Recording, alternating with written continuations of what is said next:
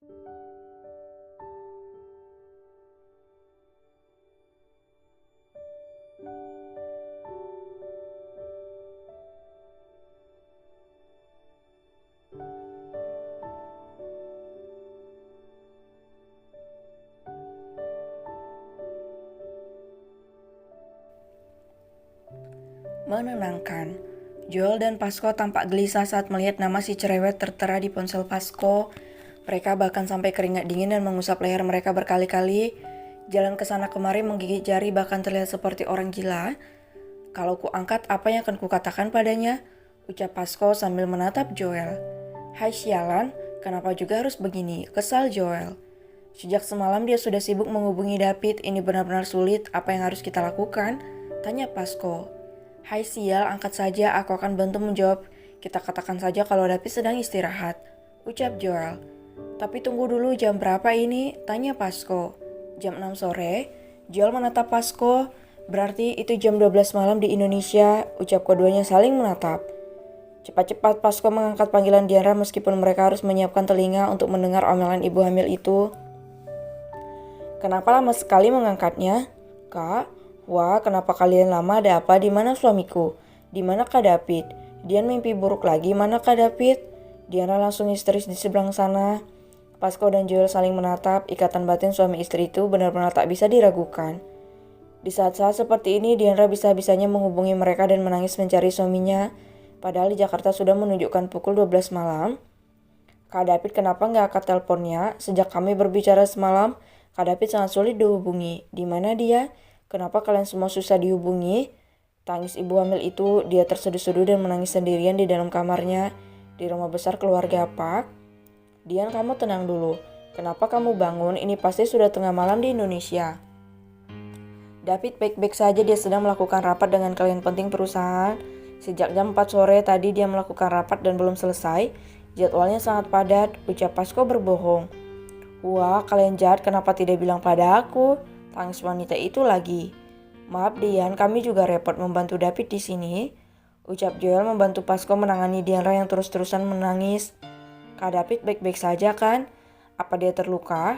Dian mimpi Kak David sakit kah? Apa dia baik-baik saja? Tanya Diandra.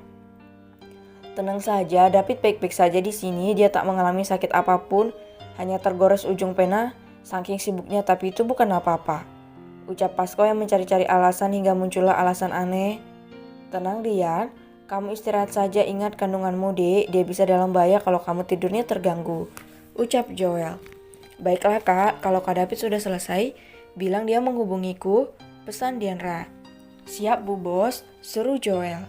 Kalian juga jangan sampai sakit, aku tak mau kalian kenapa-napa, cepat pulang Dian rindu. Ucapnya sambil mengakhiri panggilan itu. Kami juga merindukan dek, gumam mereka berdua.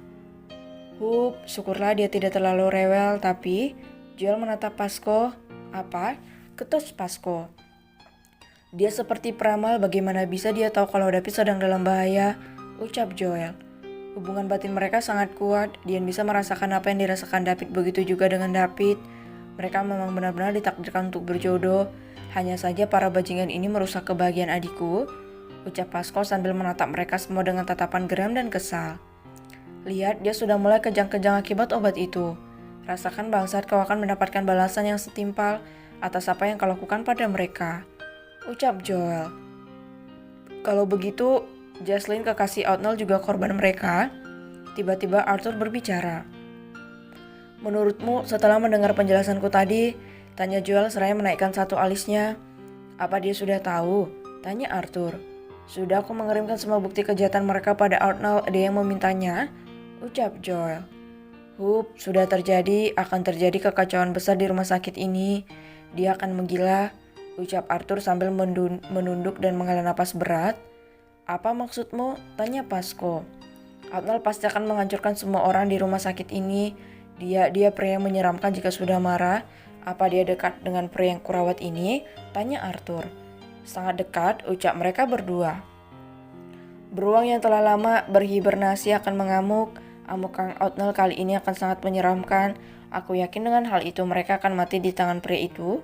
Ucap Arthur sambil menatap para petugas medis yang tampak ketakutan saat mendengar nama Outnell. Seperti apa Arnold jika di rumah sakit? Tanya Joel. Mafia berdarah dingin, ucap Arthur yang menggambarkan Arnold sebagai mafia. Dia orang yang menantang peraturan di rumah sakit. Dia akan menyelamatkan siapapun yang butuh bantuan medis tetapi akan menolak membantu orang yang melakukan kejahatan untuk mendapatkan bantuan medis, ucap Arthur. 3 tahun lalu, Arnold pernah menolak mengoperasi seorang politisi yang terkena jantung koroner. Mereka membayar mahal untuk menyewa Arnold sebagai dokter, namun di hari H, saat dia mengetahui kalau politisi itu sudah memperkosa banyak anak, dia membatalkan operasinya dan pergi liburan ke luar negeri, ucap Arthur. Saat itu pihak politisi tak bisa menuntutnya, alasannya jika mereka menuntut Arnold, maka kejahatan mereka dalam bisnis gelap akan ketahuan.